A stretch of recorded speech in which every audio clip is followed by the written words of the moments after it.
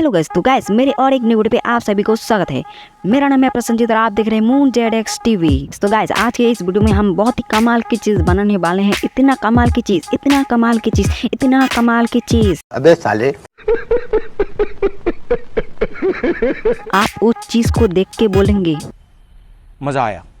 तो गाइस आज के इस वीडियो में हम बनाने वाले हैं ब्लूटूथ स्पीकर। तो गाइस ये ऐसा वैसा ब्लूटूथ स्पीकर नहीं होगा, ये थोड़ा अलग ही मॉडल का होगा ये ब्लूटूथ स्पीकर। और गाइस इस ब्लूटूथ स्पीकर को आप बहुत ही आसानी से बना सकते हैं। और गाइस इस समय आप देख सकते हैं कि ब्लूटूथ स्पीकर का डिजाइन या लुक कैसा होने वाला है, कुछ ऐसा ही होने वाला है ब्लूटूथ स्पीकर का डिजाइन या लुक। तो गाइस चलिए आगे बढ़ते हैं वीडियो की तरफ। और गाइस वीडियो को अच्छा लगे तो लाइक एंड सब्सक्राइब जरूर से करना, क्योंकि ऐसे इंटरेस्टिंग वीडियो आपको आगे भी देखने को मिलेगा। तो गाइस लाइक एंड सब्सक्राइब जरूर से करना। तो गाइस चलिए आगे बढ़ते हैं वीडियो की तरफ। तो चलिए वीडियो को स्टार्ट करते हैं।